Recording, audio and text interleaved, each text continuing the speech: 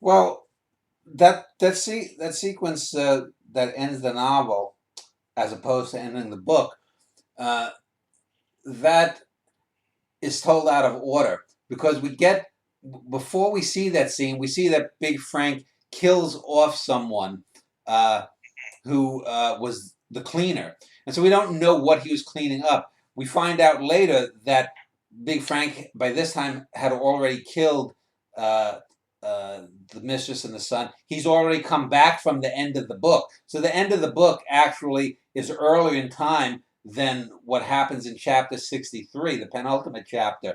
So Big Frank actually, the people that die on that at the end of the book, Paulie dies as in New York City by the Norwegian's hand, and then apparently is then set up in the Diamond Brothers Gentleman Club to be shot by some rogue people from Hartford or the Patriarchs, I forget who, to cover that up. Uh, Carla Maravelli is killed by Big Frank just by strangling him, and we think it's going to be a kinky kind of No, one punch. yeah. One We punch think we kills him. think it's going to be a kinky kind of sex scene, and there's a great film by and I got that scene because Carla comes back to her apartment after she's left Paulie, or maybe she's still technically married. She has the apartment. I guess they may have separated, and all of a sudden she's grabbed from behind by the throat, and all we hear is a raspy whisper. And there's this Blake Edwards film from 1964 called The Anatomy of Terror, I believe it's called, where a woman in her garage is assaulted by a guy from behind, and he has this asthmatic breathing, and he basically blackmails her into robbing from her bank, and it's a quite a good film with Glenn Ford in it. But I thought that was a great scene to take from film and use it in a different purpose because he grabs Carla, and Carla is a tough broad. But again, Big Frank is 6'6", 6'7", 280 something pounds of pure muscle, even though he's in his mid 40s by then. He's basically choking her to death because he's holding her literally off the floor. Her feet are dangling, and then he lets her go. And initially, she thinks it's some kind of a kinky sex game, and then, as you said, one punch to her face just crashes it, pushes her nose into her face, and she's dead. And so with that, I wanted to just totally dismiss this last 20 or 30 years of the babes in heel kind of thing because there isn't a goddamn woman, even one of these ultimate action warriors, that could stand up to a guy who's 6'6", 280 pounds and a killer. Just one punch, she's dead. And then later on, we see that he ends up also killing the mistress and the son, and also killing the guy that he had sent by, I think, the patriarchs or the people from Hartford as a cleaner. That's just collateral damage to cover his own tracks because he tells him that guy's going to be killed or something. So he's got this all planned out. He's covered all of his bases. We see him kill the guy who ends up cleaning up the death scene at the lover and the child's mansion. So there's no evidence that anything happened. They could have been abandoned or whatnot. No one knows that Paul even has a mistress other than Big Frank because Paul has kept it a secret. He wants to keep his son safe, especially not only from his enemies in the business, but also from Carla, because Carla, we know, is a murderess. And, she had found out that Paulie had a son with another woman. She could very well have tried to hire someone other than Tony Luff to kill him. So Paulie's gone to great lengths. But we know from early on, as I said, the delivery of the orgone box to the mansion gave Big Frank the idea where he lives. So he goes there. Uh, and basically he pretends that he's going to take her someplace or whatnot. They were sent by Paulie. By this time, Paulie's probably dead or about to be killed. And there's a scene where he's pulling the phones out of the wall or whatnot, very calmly, very methodically, and he knows exactly what he's going to do. And it takes a while for the mistress to see what's going to happen. And then after she gives herself up to him, he just very callously just throws the kid on the ground and just breaks the kid's neck. And then he basically, Over and over and yeah, over. yeah, It really shows what his sadism is. I can see readers of this applying the same criticism that film 12 Years a Slave got, where it's hard to watch, but it really isn't. It is what it is. And it is only an end to his sadism and how far he's gone in terms of his evil. Yeah.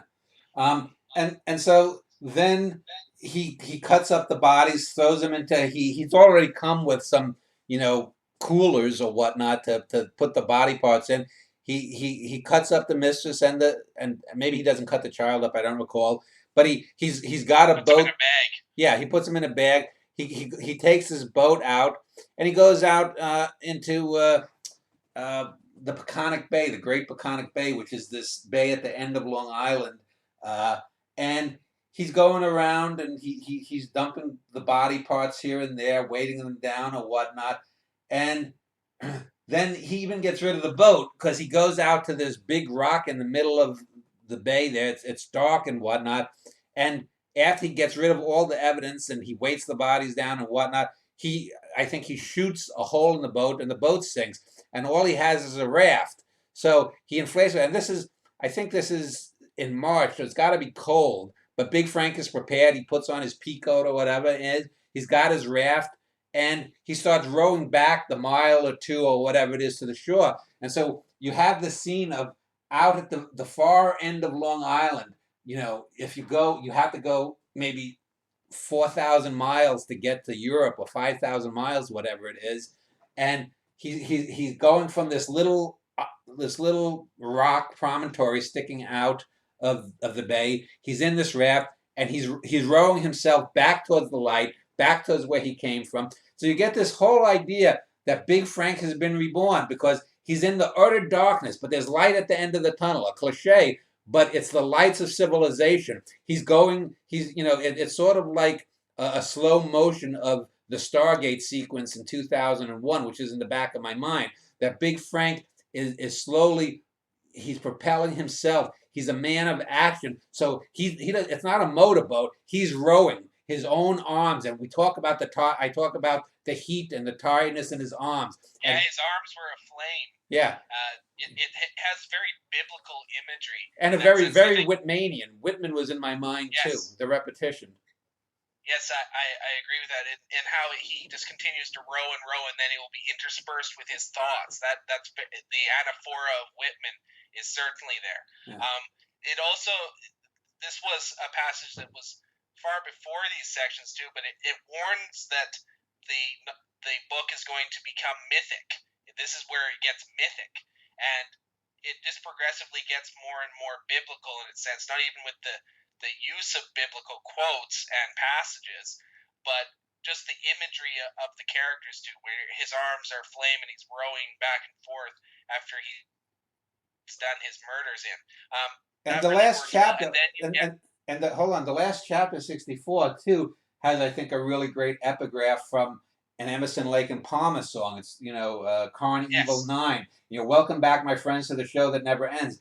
And this is actually a foreshadowing as well as an epigraph that sums up that chapter and the rest of the book, because the show never does end, because as I said, and you'll probably get to it, is that the end of the novel isn't the end of the book. Mm-hmm.